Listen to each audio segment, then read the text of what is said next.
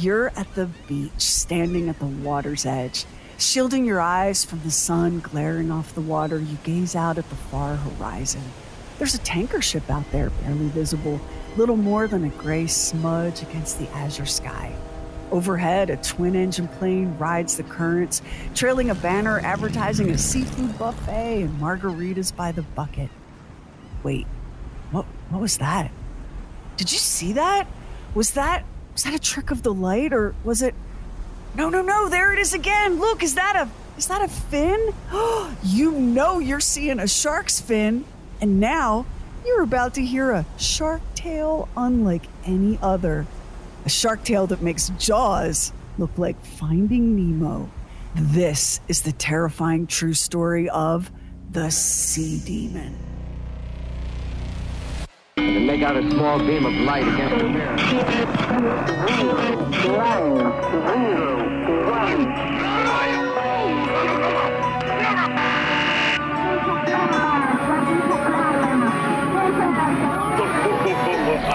True weird stuff.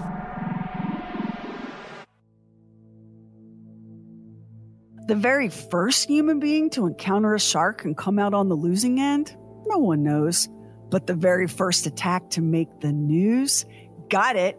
It happened in the Havana Harbor in Cuba in 1749. The 14-year-old boy involved had already been plenty unlucky before he ever decided to go for that fateful swim. His name was Brooke Watson.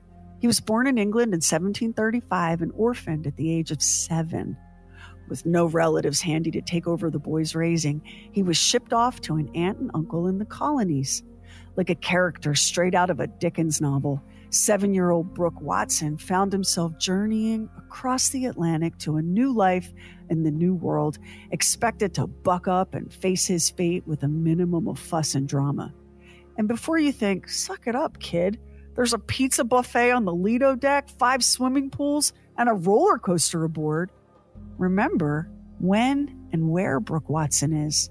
Travel by sea in the 18th century was mostly awful. The journey from his home in England to Boston would have taken at least a month, and that's under ideal circumstances. Wind, weather, the risks of shipwreck and piracy, crowded conditions, sickness, and uncertainty. This was no celebrity cruise for Brooke Watson and his fellow passengers. And don't for a minute think that anyone so much as glanced at the little orphan and thought, oh, poor child. Because childhood in the 18th century bears little resemblance to childhood today. For starters, children of poor families were expected to get out and work for wages just as soon as they were able to take instruction and perform a task. An orphan child who didn't have prosperous kinfolk in the New World could find themselves easy prey for every flavor of nasty and unscrupulous adult. At least Brooke Watson had another home waiting to shelter him. However distant and impossibly primitive the colonies may have seemed to the boy. Watson grew up in a world where children were expected to enter adulthood very early, as in, the age when many of us were anxious about starting 9th grade and worried about being able to remember our locker combinations. Pressed to find a suitable occupation, Watson had shown a keen enthusiasm for the sea. Maybe it was the result of having been forced to make that lonely transatlantic voyage at age 7. But as luck would have it, his uncle was in the shipping business. At age 14, Brooke Watson signed up for a tour of duty aboard one of his uncle's merchant ships and set sail for the Caribbean. When Brooke Watson became a merchant seaman, he was no longer a child in the eyes of the world. He was a man and a sailor. But he was a young man filled with a young man's fearless bravado, intoxicated by the freedom of being away at sea, no longer a schoolboy in his uncle's house. The Caribbean heat was brutal, the sun relentless, the harbor calm and clear and inviting. And with his duties completed, Watson decided to go for a swim. Accounts of the day tell us that the shark surprised Watson, slamming into him and tearing the flesh below the calf of his right leg. He must have shouted, the commotion bringing his shipmates running. They tried to pull him from the water, but before they could succeed, the shark made a second pass, this time locking its powerful jaws on Watson's right ankle, snapping off his little foot as easily as you or I might chomp the end off a carrot.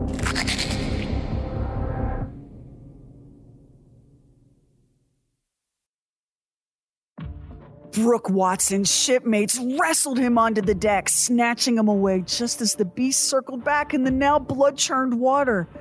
There was nothing to be done about his leg. The damage was so great and medical options so few, they had no choice but to amputate the leg at the knee. 14-year-old Brooke Watson spent the next 3 months recuperating in a Cuban garrison. Adolescent boys, the word teenager hadn't been invented yet, are pretty remarkable machines when it comes to healing, though, and Watson was no different. He was soon bound home for Boston, not knowing that in his absence, his uncle had gone bankrupt. Like I said, this poor kid was a real-life Dickens character. Not to worry, though. As we're about to leave history's first shark attack victim to get on with his life, trust me, Brooke Watson was a survivor.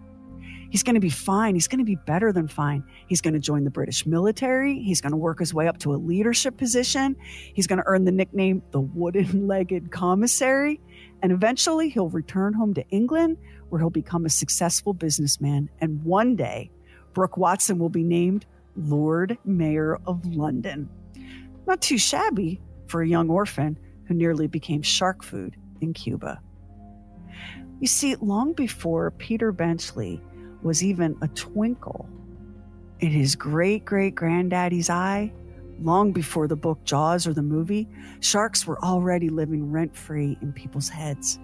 Human beings have been using the sea for trading and commerce and fishing and warfare for over 5,000 years. And it was brutally hard work and dangerous. Sharks are not. Sailors losing their lives and their limbs was just an accepted part of doing business on the open water. Think about our caricature of the pirate. The wooden leg, the hook for a hand, the missing eye covered by a patch. I mean, good grief. Customer service is the literal worst, but you seldom lose an eye or a hand in that gig.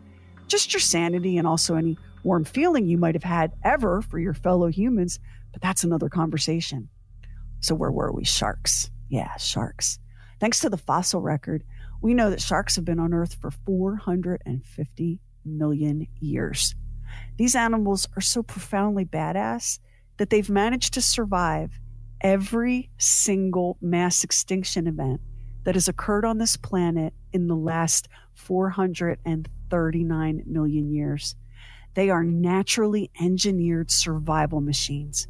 They've evolved and adapted over time, but the basic design was just so efficient that if we went back in time to the Jurassic period, we'd immediately recognize those dorsal fins in the water. That's how little the shark has changed in thousands and thousands of years. The first evidence we have linking people with sharks goes back to ancient Greece. They found a vase, they dated it to 725 BCE, illustrated with a human being encountering a fierce shark. Now, opinions regarding the creature vary wildly in the ancient world. For some cultures, the shark was a god. For some, it was the spirit of an ancestor. And for many, the shark was a demon. Legends of sea monsters and sea dragons were passed down for centuries by word of mouth and were even noted in ships' logs.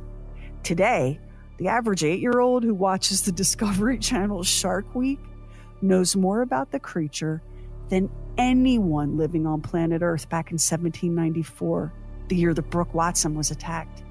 That's because the shark wasn't even properly studied by science until the early 1900s when a biologist named Eugene Goodger tackled the subject.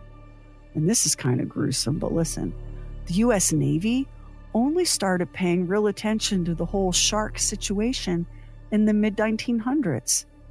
Wartime losses of ships at sea meant bodies in the water. Lots of bodies. And what a feast for sharks that was. And you know that the U.S. Navy was like, oh, this is not going to help with recruitment.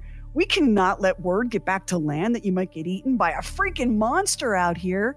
Somebody needs to call the old spice people stat and tell them to start romanticizing the hell out of this whole going to sea business.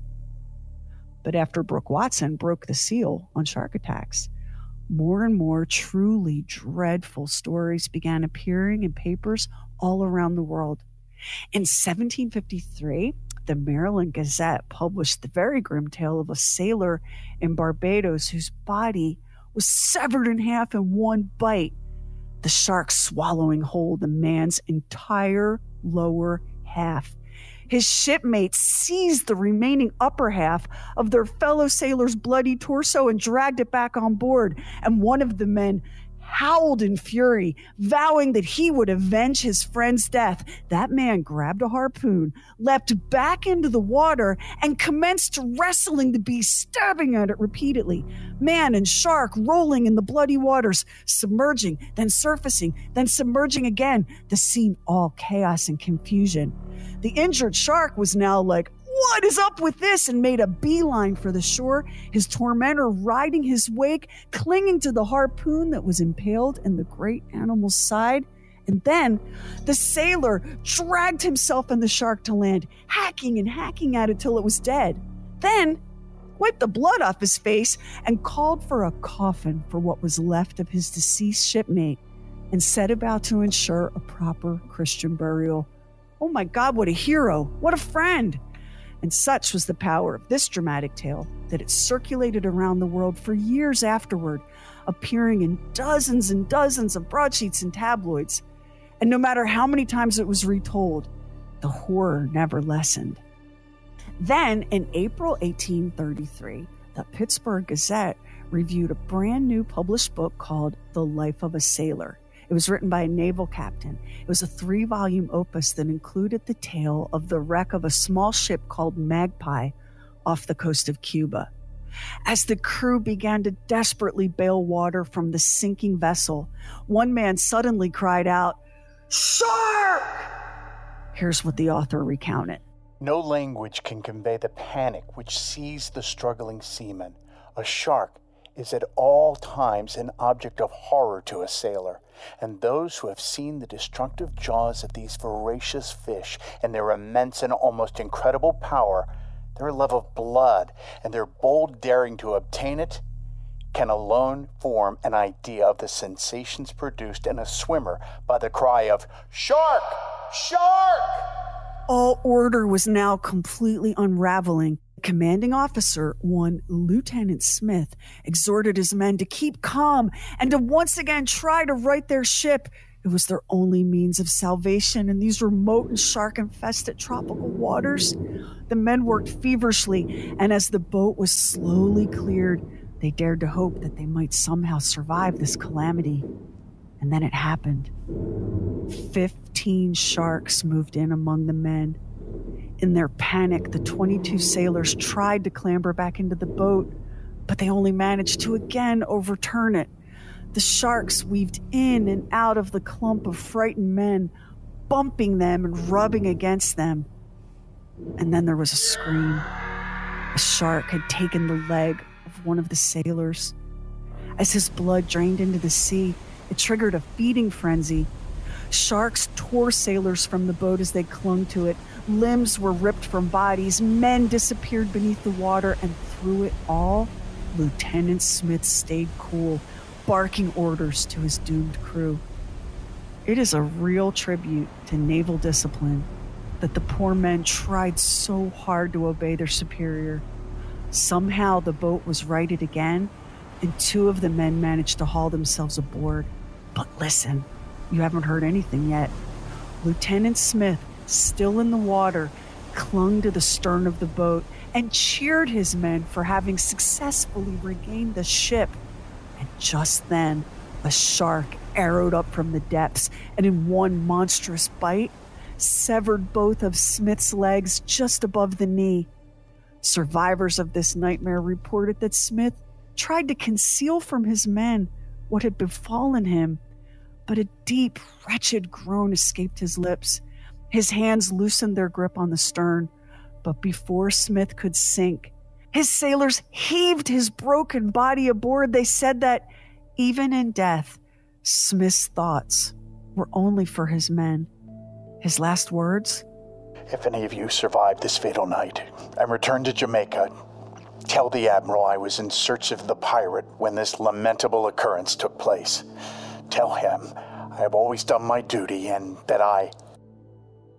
We will never know what the rest of that final sentence was, because at that very moment, other sailors attempting to pull themselves from the bloodied waters and get back aboard the Magpie caused the small vessel to heel violently to one side, tipping poor Lieutenant Smith back into the sea, his last words vanishing with him into the depths.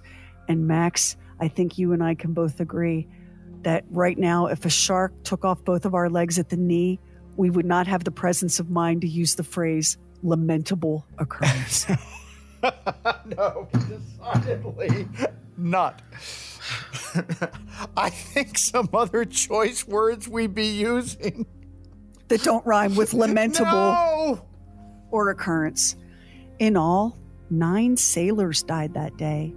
The book noting that this buffet seemed to only temporarily satisfy the sharks. The 2 men who'd managed to remain alive were saved, though their ship had no mast and no sail. They had no oars, no food, no water. They were becalmed, the sun a relentless furnace. The book tells of how these survivors, no strangers to the perils of the sea, feared cannibalism awaited them next, should the now ever-present circling sharks not take them first. And then, after some time, spotting a sail on the distant horizon, the dehydrated and sun-blistered pair dared to hope that rescue could be imminent. They stripped off their jackets and waved them in the air, shouting and hailing the slowly moving brig. And then, as they watched with sinking hearts, the vessel turned and began moving away under sail. The Magpie had not been seen after all. Let me tell you what, people of the olden days were made of 100% pure high-octane hero stuff. One of the surviving sailors, his name was Tom, announced, By heaven, I'll do it, or we are lost. And at that, he jumped into the water. His lone companion, Jack, watched in terror as the sharks who'd been stalking their boat abandoned the Magpie to now pursue the frantically swimming Tom. Flailing his arms and hollering as loudly as he could, Tom realized then that there was not one soul to be seen on the deck of the brig. No one heard his cries. No one saw him in the water. All around him circled the sharks, still well satisfied from having dined on his shipmates, impatiently waiting for their moment to snatch this last tasty bite of prey. That's when the miracle happened. A man suddenly appeared on the deck of the brig, and using the last of his strength, Tom threw up his arms and lifted himself from the water. And the brig was suddenly alive with action. A small boat was swiftly lowered into the sea, and Tom was pulled to safety, a human victory snatched from the literal jaws of the defeated sharks. Jack was rescued from the Magpie soon after, and it's only thanks to Lieutenant Smith's leadership and Tom's balls-to-the-wall courage that the fate of the Magpie and her crew was even known. And then there's this wild fishtail. It was recorded in 1863 by the crew of the English vessel, the Fair Hope. The brig was east of Sri Lanka, which was then called Ceylon, heading for the Strait of Malacca, which was and still is one of the world's most important shipping lanes, well known to sailors of the time. Pirates patrolled its surface, and sharks prowled its depths, and seamen were forever on alert for signs of either. The threat of shark attack was very much a part of a sailor's daily existence. Here's just one proof of that. On merchant ships, if a shark was sighted, it became customary to allow the men to pause in their labors so that they might attempt to kill their enemy. And this is the exact scenario that set the crew of the Fair Hope on the path to tragedy. That morning, one man had gone aloft into the riggings to, scan the horizon, yell out land ho, and serve as a lookout for pirates, important boat and sailor stuff. And what he saw made him tremble. He described it as a monster shark, a monster lying alongside the ship. The Fair Hope had extraordinarily high sides, They're called bulwarks, and the creature was only visible from the rigging, and it was enormous and distinctive. It had an odd, milky white swelling roughly 8 feet behind its head. So they speculated that this strange marking was the result of some prior injury. The Fairhope's captain, once he was informed that a gigantic shark was riding shotgun, informed his crew that instead of killing the beast, they were going to capture it alive and haul it to their next port of call in Singapore. Now, as someone who has spent many years in corporate radio, I'm not the least bit surprised to see upper management come up with an idea this riotously stupid and doomed to failure, but hey, you gotta fill the workday somehow, right, Max? Seriously. They're gonna capture the shark alive. And they tried. Hours were spent lowering baited hooks into the water. And the shark was like, what? No, I'm not biting on that. What is wrong with you people? Who the hell ever heard of catching a great white shark with a bent hook and a piece of salt beef? I don't know, man. You guys might be too stupid to even be worth eating. Jeez. And they kept trying. And the men conferred. And they seemed to agree, geez, we don't think we can take this shark alive. So the ship's carpenter found an old harpoon on board, and they decided to give that a go. To the utter horror of his shipmates, as the man tried to spear the shark with the harpoon, he fell overboard and was immediately seized by the great fish and disappeared beneath the surface before the dozen witnesses could even cry out his name. Now, you'd think that the gory death of a coworker would put an end to this nautical version of Capture the Flag. And you're right, it did for the crew of the Fairhope, but not for the shark. Just 3 days later, the crew of an American ship called the James F. Bradwell found themselves loaded with a cargo of tea and becalmed for more than 6 hours. That's when a sailor aloft in the Bradwell's rigging spotted it. A shark of monstrous proportions lying quietly alongside the vessel. The animal was so large that at first the sailor mistook it for a whale, and then observed the dorsal fin of the man-eater, along with this peculiar pale swelling behind its head. Believe it or not, the crew of the James F. Bradwell decided that they'd like to capture the shark alive. Out came the hooks and lines, this time baited with both beef and pork. The shark ignored the bait, drifting motionless alongside the ship. Observing the stillness of the great beast, the crew came to believe that the animal must be, for whatever reason, near death. So they came up with Plan B. We'll attach a noose to the shark's tail, hoist it aboard, and sail into port with their terrifying prize swinging in the breeze from the ship's yardarm. And so, a small boat was lowered over the Bradwell's side. The sailor aboard that little dinghy was in the process of trying to lasso the monster's tail when he lost his balance. In the blink of an eye, the shark turned, all sudden and swift silvery movement, and took the man diving under the keel of the Bradwell and vanishing. The captain's log noted that all 5 eyewitnesses declared that the shark had swallowed their shipmate with no more difficulty than if he'd been a piece of the pork they'd tried using as bait. 2 weeks passed, with no sign nor word of the fearsome shark with the strange white swelling on its back. And then, hundreds of miles away in the Bay of Bengal, an English whaling ship called the Two Sisters was anchored off the Andaman Islands while the crew made needed repairs. It was 10 o'clock in the morning, cloudless day. There had been no sign of any activity in the water, not so much as a small dorsal fin spotted. And then, to the shock of the crew, a massive shark suddenly rose from the depths and nestled alongside the ship. To their great disappointment, the captain made the decision that the needed repair work was way too extensive and time too short to allow the men to knock off for a bit of shark hunting. This time, though, they weren't the only humans in the vicinity. A small fishing boat carrying 3 men was nearby. Hailing the small vessel, sailors on the Two Sisters gestured and pointed out the beast. The fishermen in the small boat acknowledged the report, and the crew returned to their labors. And the shark, it continued to drift, motionless, alongside the two sisters. The temptation, though, proved too much for the fishermen and the small vessel. It was decided, wait for it, that the three men would try to capture the shark alive. It's a trap! Now, I know you're not supposed to anthropomorphize animals. I know you're not supposed to endow them with human motives. I know a shark's got to do what a shark's got to do, but come on, it's clearly a trap.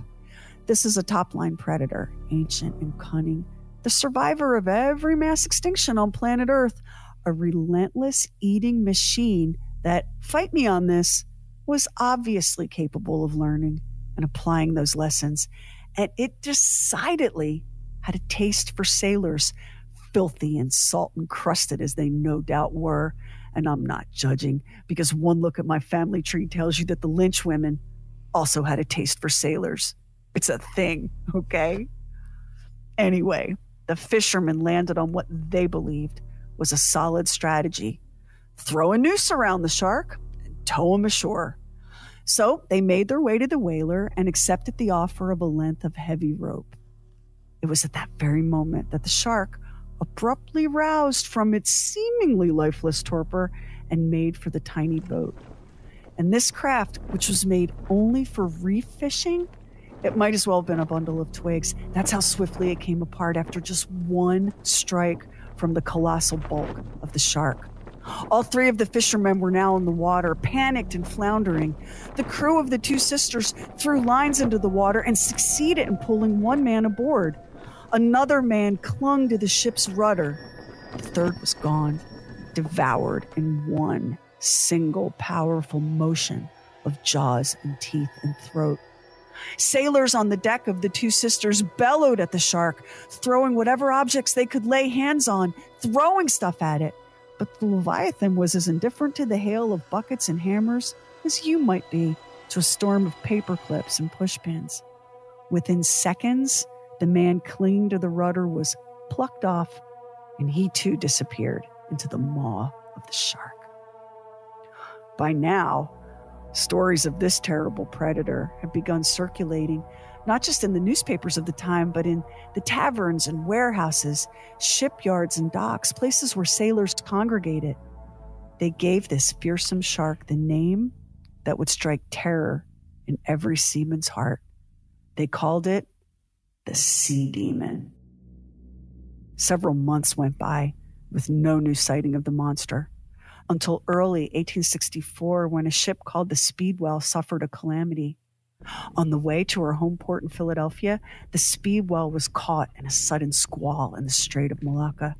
The storm tore away her main and fore topmasts and several of her sails. There was nothing to be done but drop anchor and make repairs. And guess who showed up? Tucking himself right along the port side of the Speedwell, remaining as still and as lifeless as a giant inflatable water toy. This time, though, he wasn't a surprise. The crew of the Speedwell had heard the stories. They'd been warned. The ship's officers came up with a new plan. How's about we take some accurate measurements of this thing? The shark was 38 feet and 3 inches long. That's about the size of a standard bus if you're like me and have kind of a hard time with dimensions. It's also more than twice the length of your average great white shark, which leaves us with a bit of a mystery, since the only sharks that we know that can reach anywhere near that size are the basking shark, the whale shark, and the tiger shark. The first two are plankton eaters. The tiger shark has been known to attack humans, but its distinctive markings are absent from every eyewitness account of the sea demon. So could the sea demon have been a megalodon? A giant species of shark that went extinct 3.5 million years ago? There's a whole community of megalodon fanboys and girls who argue that there are remnants of the species still alive in the oceans today. I don't know about that, but I do trust that a group of maritime officers accustomed to navigating by the freaking stars could probably manage a tape measure. This shark was 38 feet, 3 inches long, period. The sailors on the Speedwell went back to repairing the masts, and the Sea Demon stayed put, barely moving. Captain Taylor loaded a heavy shotgun with buckshot and took aim at the beast, hoping to scare it off. The first 3 times looked like a success. The shark would dart under, disappearing for 5 or so minutes at a time. Then he'd reappear, and he'd take up his usual position. By the time Captain Taylor aimed the shotgun at him for the 4th time, the mighty shark seemed to know what was coming, moving to the ship's stern and staying so low in the water that the buckshot had no chance of reaching him. From 7 a.m. to 4 p.m., the shark hugged the side of the ship. By now, the sailors were joking about having a new crew member, their high spirits fueled by the completion of repairs and the promise of continuing their voyage. And then it happened. A sailor tumbled accidentally from the yardarm, plunging toward the sea below and the ever-present waiting shark. He hit the water feet first and was lost to sight. Then, as swiftly as he had fallen, his body shot straight upward to the cheers and shouts of encouragement from the men on deck.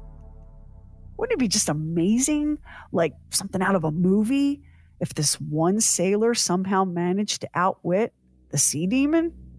Yeah, it would be great. But that is not how real life goes.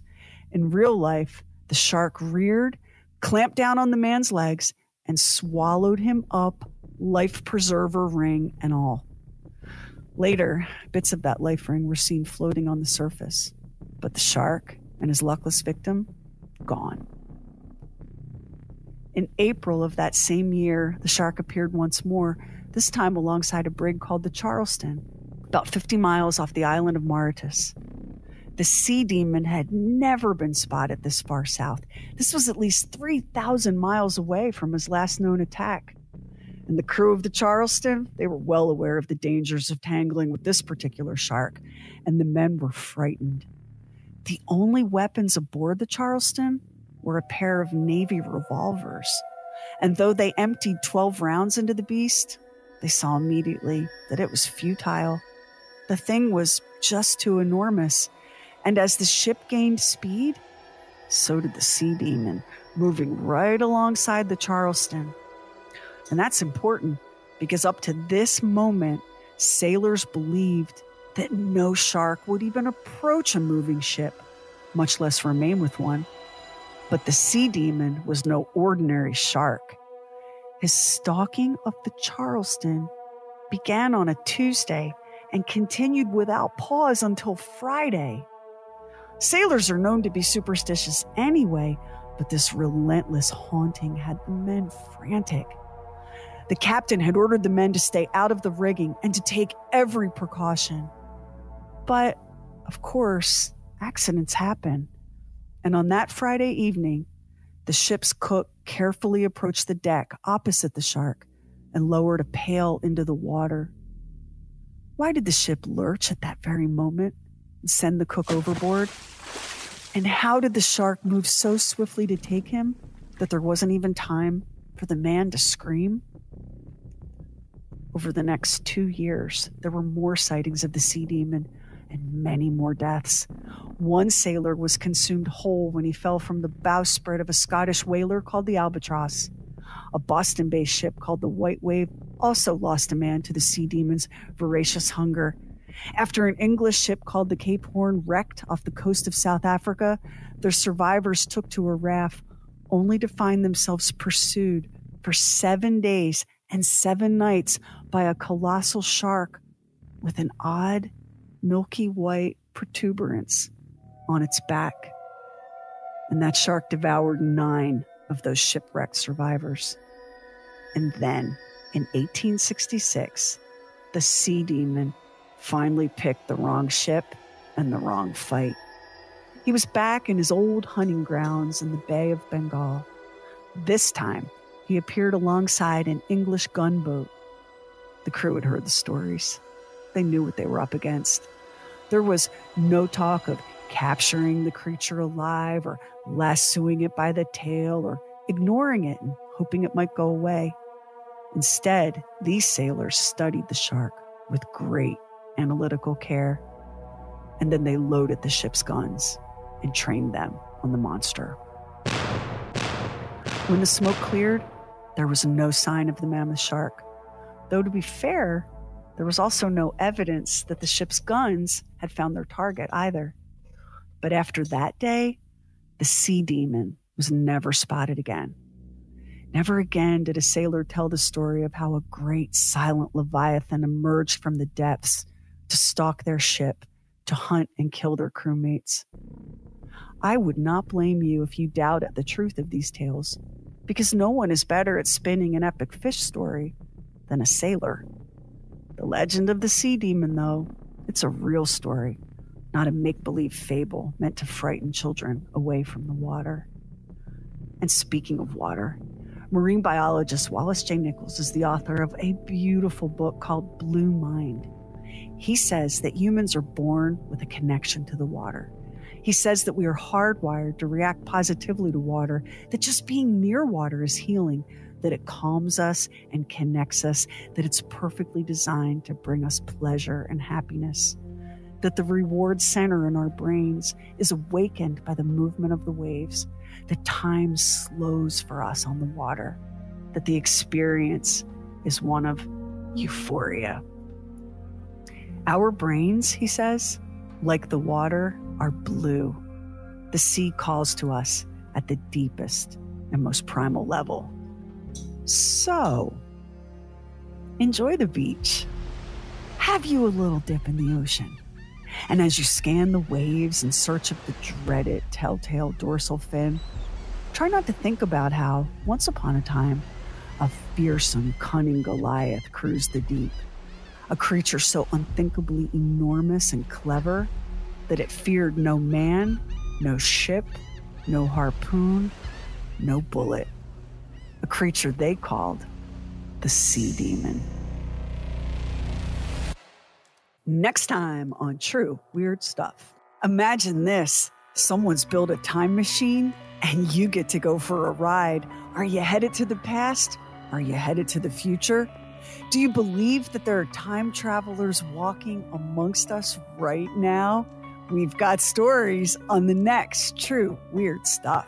And if you listen to us on Apple Podcasts, hit the plus button in the top right corner, and now it helps an independent podcast like ours to get discovered. And we really appreciate it if you subscribe, rate, and review True Weird Stuff. Hit our website, trueweirdstuff.com, for show notes and photos and videos when we have it, and bonus content. Everything True Weird is waiting for you at trueweirdstuff.com. And follow True Weird Stuff on Instagram and Twitter. True Weird Stuff is a Now Media production. Our executive producer is Anthony Garcia. The show is written and hosted by me, Sherry Lynch, along with my deeply weird director, Max Sweeten. Our equally odd producer is Carrie Bowser. Additional production by the mysterious Stephen Call. Our digital witch and social media cult leader is Heather Furr. Original graphics by Kevin Nash. Original artworks by Olivia Axlin. True Weird original music composed and performed by Jack Griffin and Zane Nash. Copyright 2023 Now Media. All rights reserved.